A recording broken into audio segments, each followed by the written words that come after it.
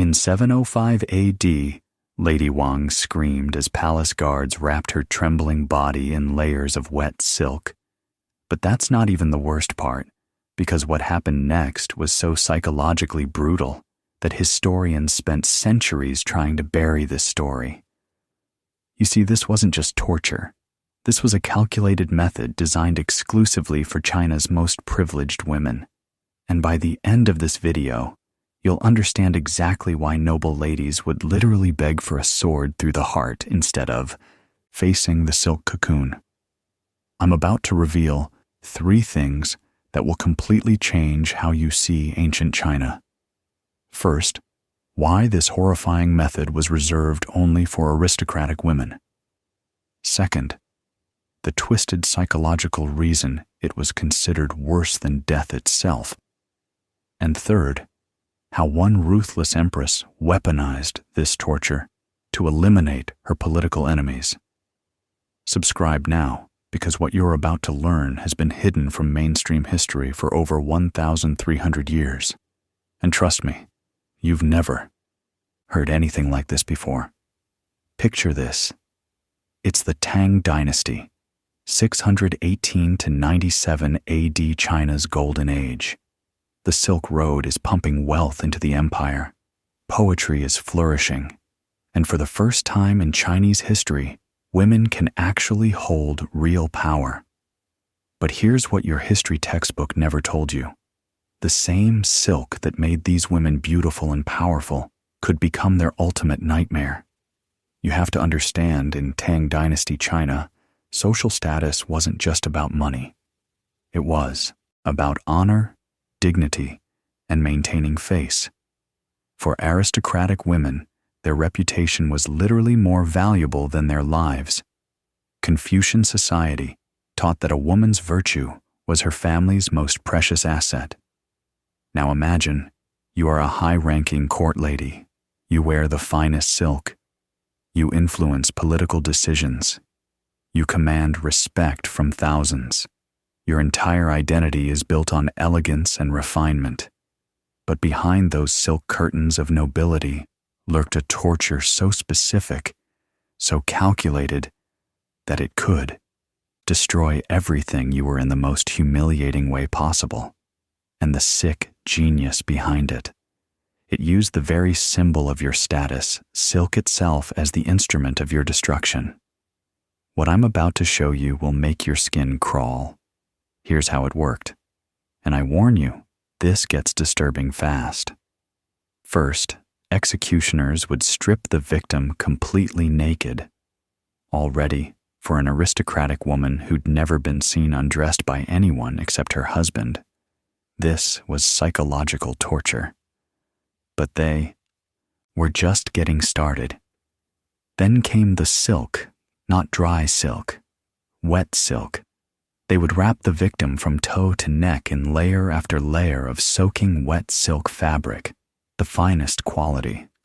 Of course, the same material that once adorned her body in luxury was now becoming her death shroud. But here's where the true horror begins. As silk dries, it contracts slowly, methodically. Over the course of hours, those beautiful threads would gradually tighten around the victim's body like a python made of fabric.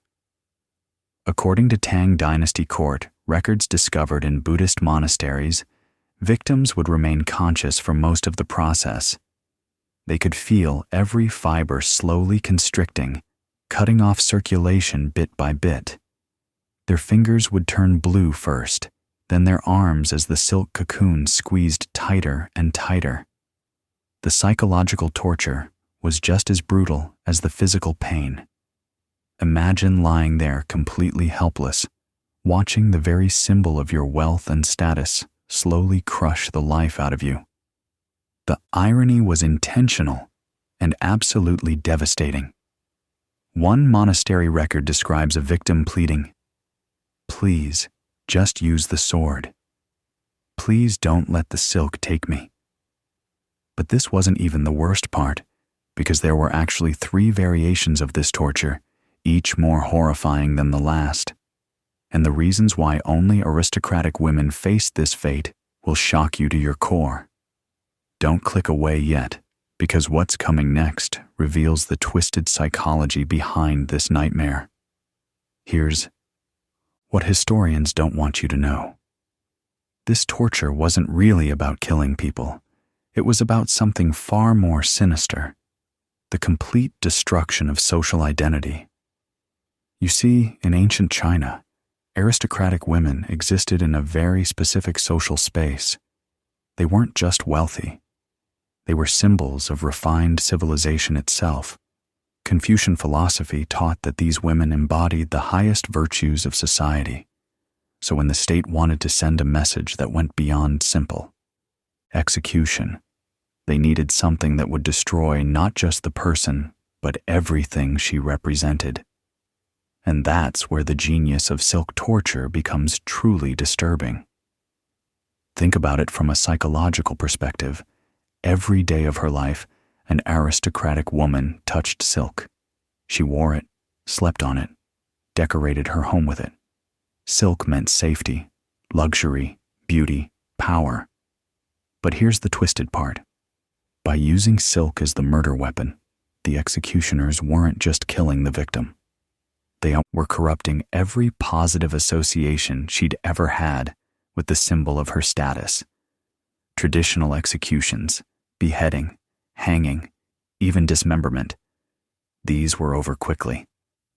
The victim died, but their social identity remained intact. Their families could still honor their memory. But silk torture. This was designed to strip away dignity layer by layer, literally and figuratively. The victim died slowly, naked, helpless, wrapped in the very material that once made her powerful.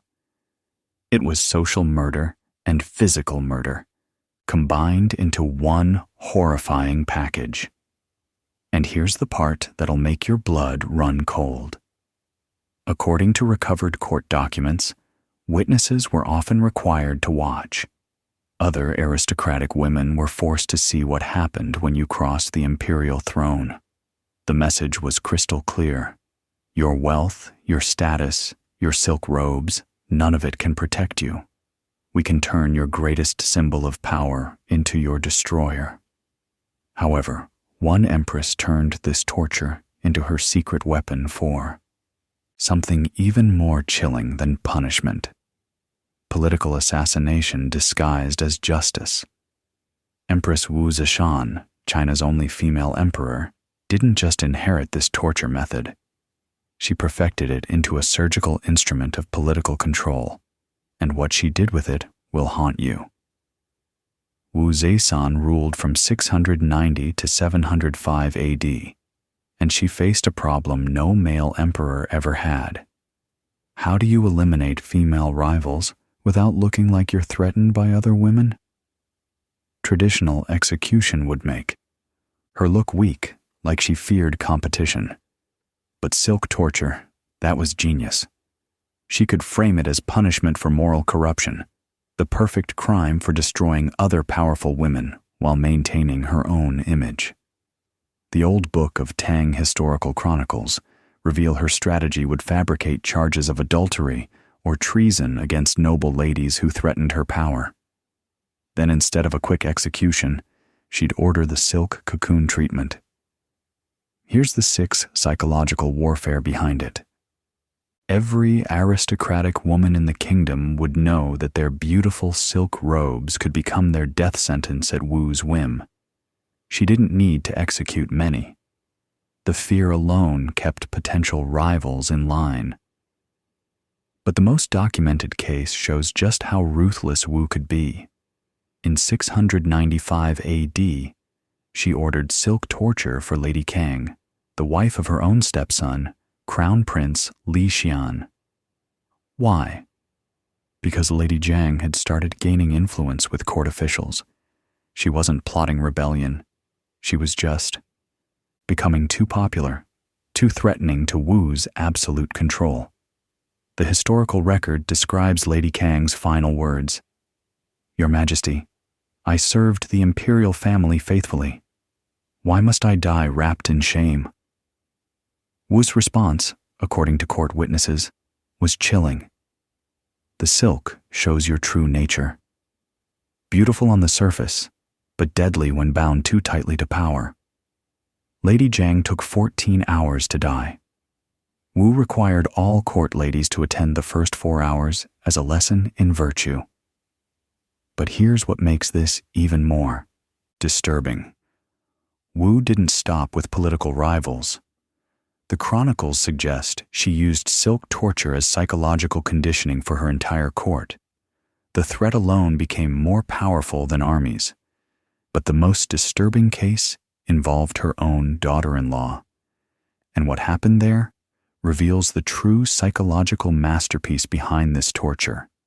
Because what I'm about to tell you explains why victims would literally beg for any other form of execution. I know this is getting dark, but if you're still watching, you're clearly as fascinated by history's brutal truths as I am. Make sure you're subscribed because next week I'm revealing the hidden torture methods of medieval European queens that make this look tame. Now, here's the part that reveals the true evil genius behind silk torture and why it was psychologically more devastating than any other execution method in human history. You see, traditional torture was about breaking the body to extract information or confessions. But silk torture, this was about breaking the mind while leaving the victim completely aware of what was happening. Remember, silk doesn't just constrict, it constricts slowly. Show time lapse of fabric tightening. Court records describe the process taking anywhere from 6 to 18 hours. During that entire time, the victim remained conscious and aware. But here's the psychological masterpiece. The victim could feel every single thread tightening. They could track their own death fiber by fiber, breath by breath. Imagine the mental torture of knowing exactly how you're going to die and being powerless to stop it. One surviving account from a Buddhist monastery describes a victim saying, "I can feel the 73rd thread cutting into my wrist. I know when the 100th thread tightens, I will lose feeling in my hands." The silk would tighten in waves, sometimes fast, sometimes slow, as humidity and temperature changed. This meant the victim never knew if the next moment would bring relief or increased agony. Hope and despair alternated like psychological torture.